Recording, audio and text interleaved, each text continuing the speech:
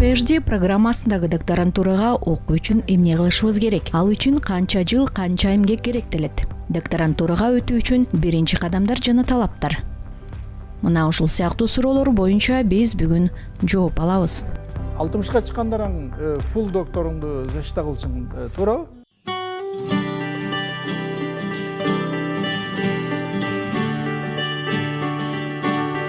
Айчүрөк Мажидова биринчи курска тапшырган бойдон 10-15 жылдай студент болуп келген. Анткени ал илим жаатында илимий даражасын жогорулатып, бир нерсени изилдеп, аны аягына чейин бүтүрөт. Негизи илим изилдөөдө бул аябагында кенен дүйнөдө бир киргенден кийин, мисалы үчүн бир учун кармап алдың жиптинчи, анан ары кете бересиң да.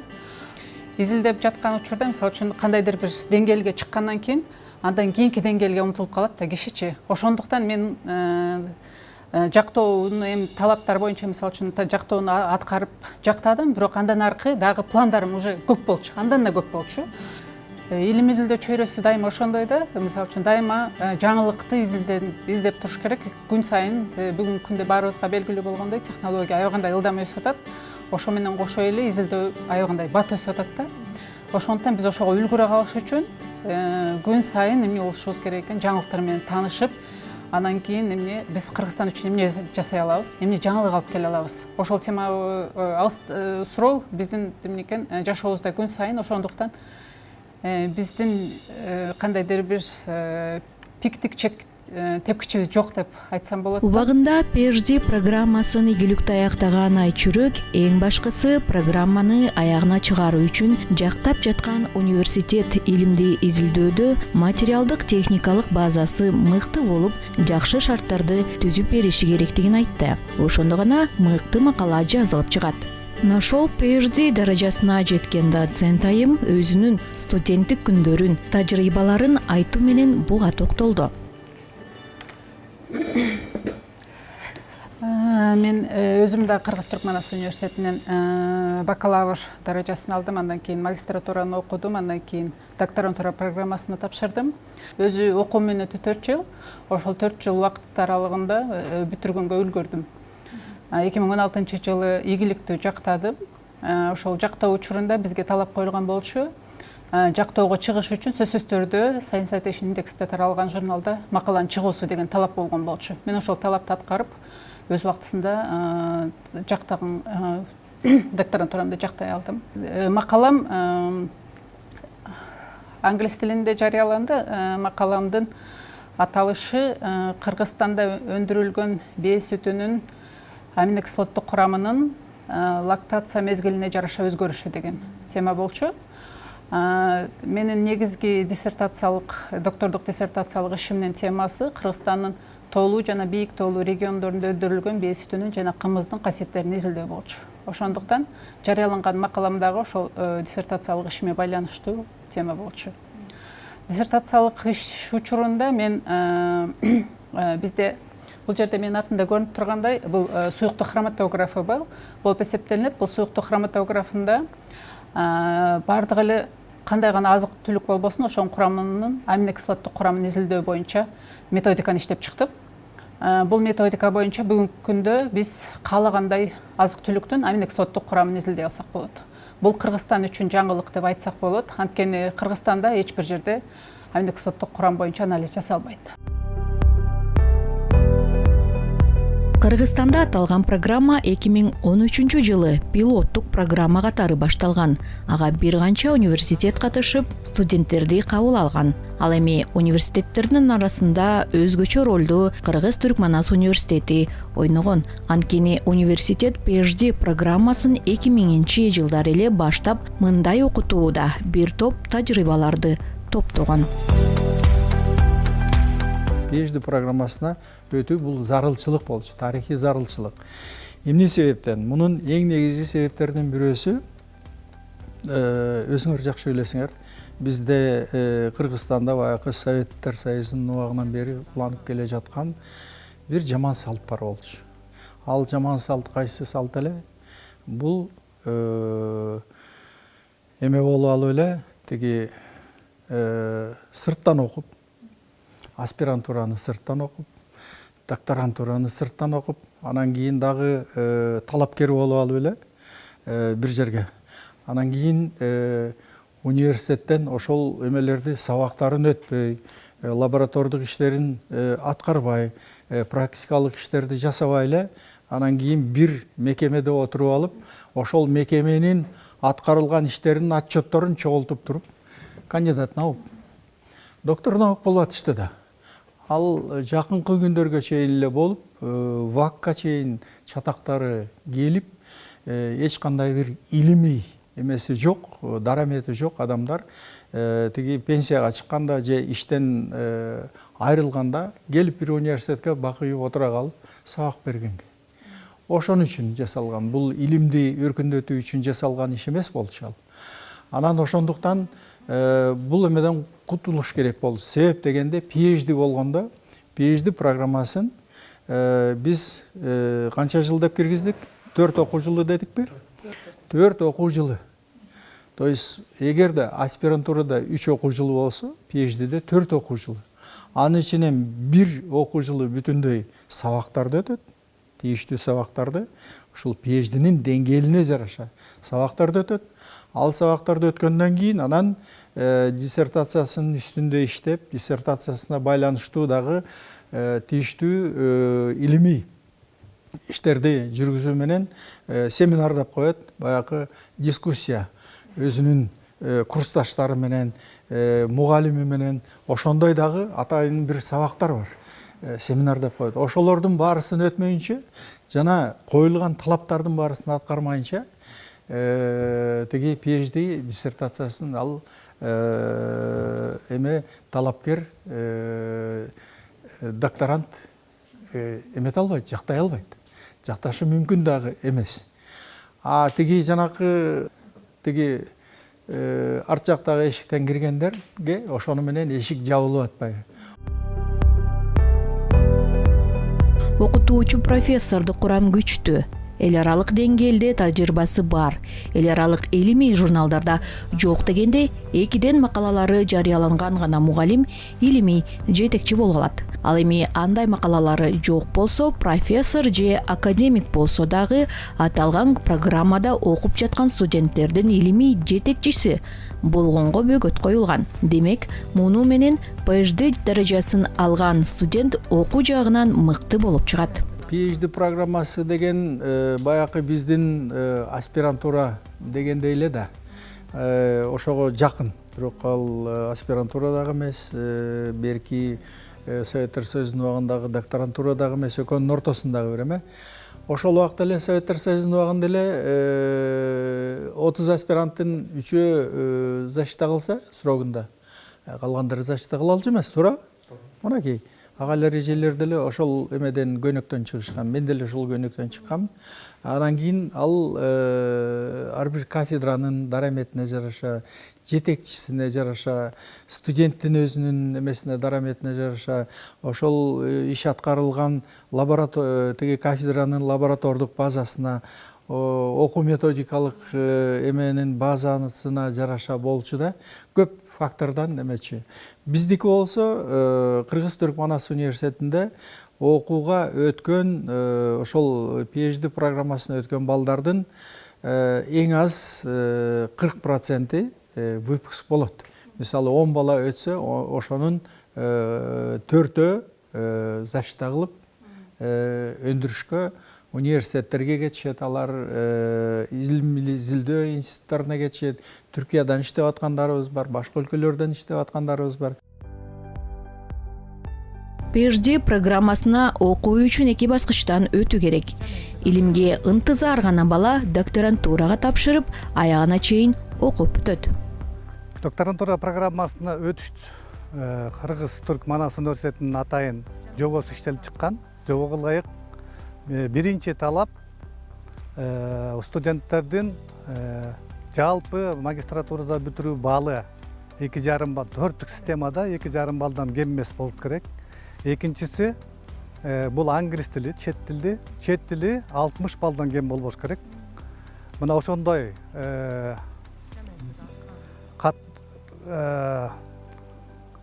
абитуриент докторантурага документтарын тапшырса болот.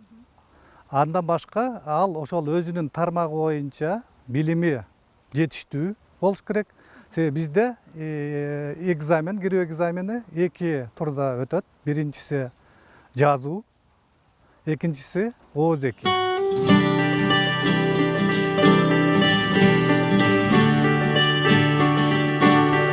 Бул табигый илимдерине тиешелүү лаборатория.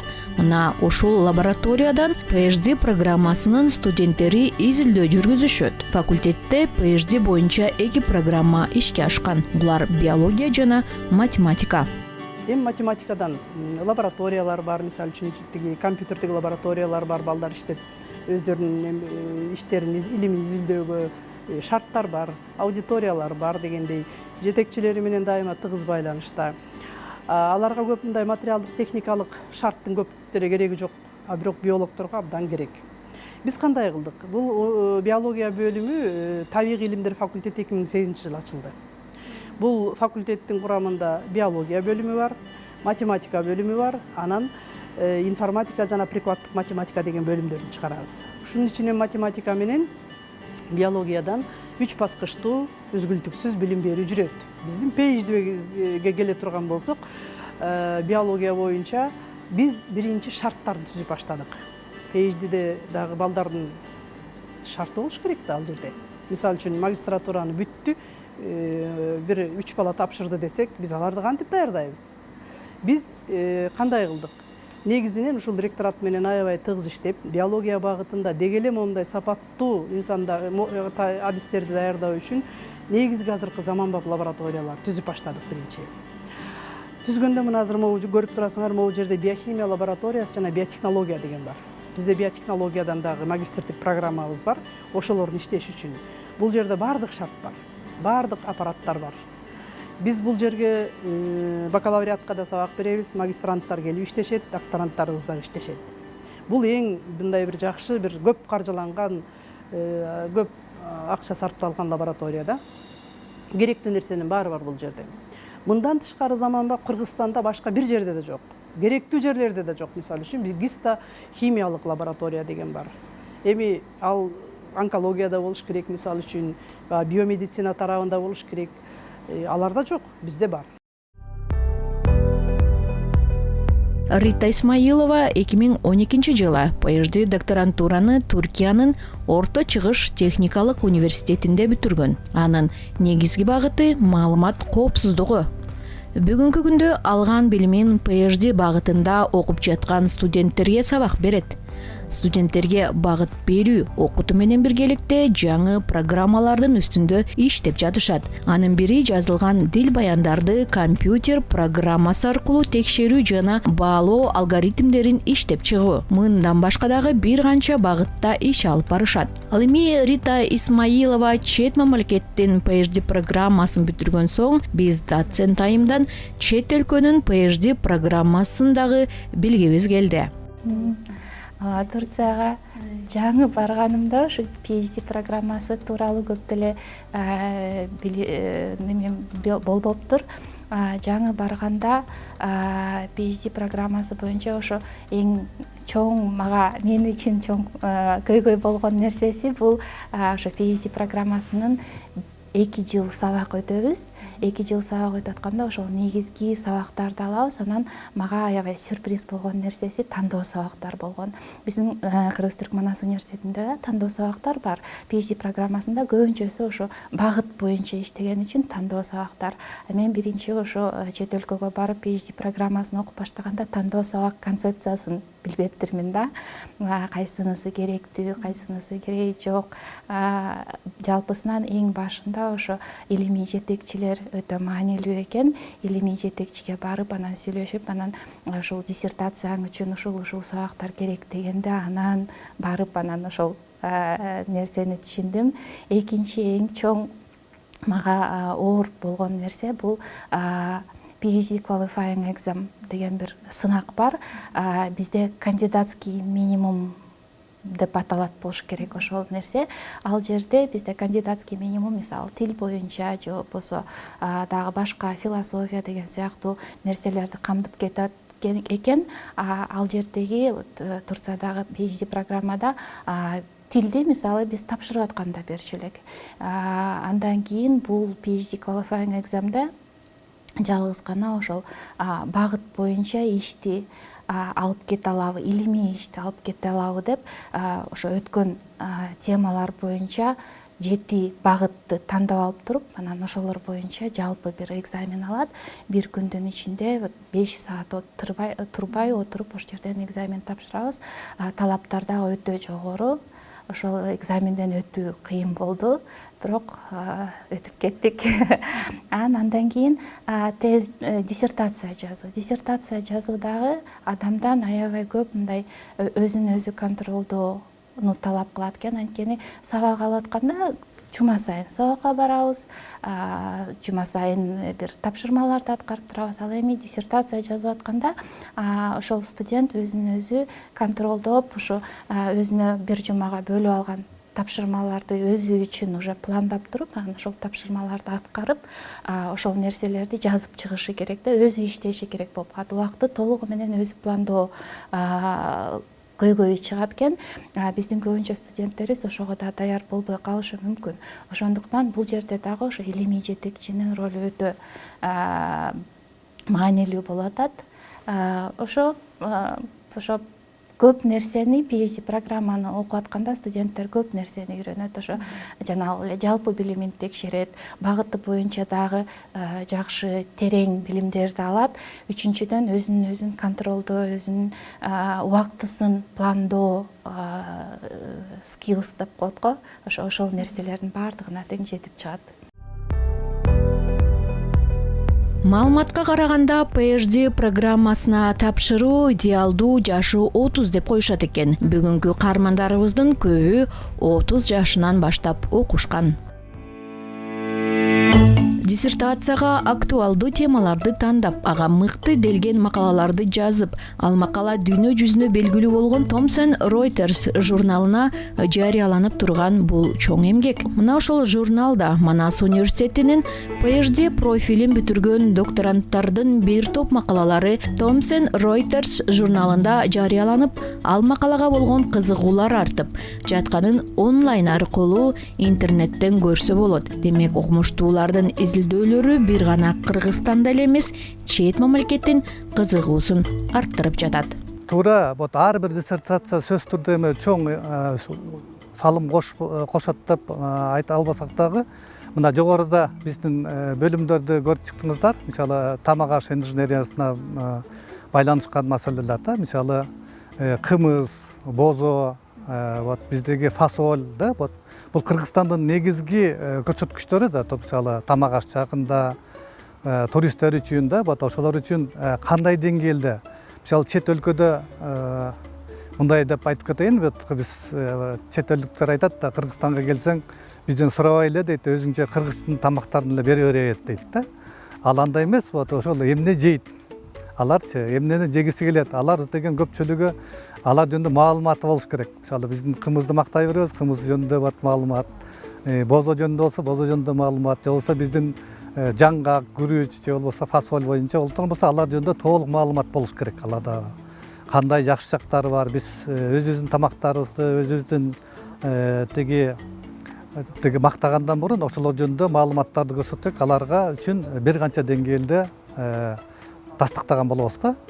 Ошондуктан бул темалар сөзсүз түрдө Кыргызстандын бир проблемасын алып чыкканга аракет кылышыбыз керек да. Ал эми компьютердик инженериялар, алар мүмкүн жалпы болот чыгар. Инженерияда деле бар. Мисалы, биздин химиялык инженерия багытында бул жаңы заттарды синтездөө, алардын өзгөчөлүктөрүн окуп үйрөнүү деген багыт бар. Бул сөзсүз түрдө бир изилдөө бир оригиналдуу болуш керек да. Оригиналдуулугун ошол дүйнөлүк деңгээлде жеткириш үчүн англис тилин жакшы билип, ошол англис тилинде чыккан жанагы мен жогоруда айткан Web of Science же Scopus журналдарында жарыялаган бул кандайдыр деңгээлде ошонун актуалдуулугу такталды дегендей болот. Экинчиси, жана дүйнө жүзүндө бул ошол жазылган макалаларга шилтеме берүү. Бул системадагы аябай азыркы маалда актуалдуу.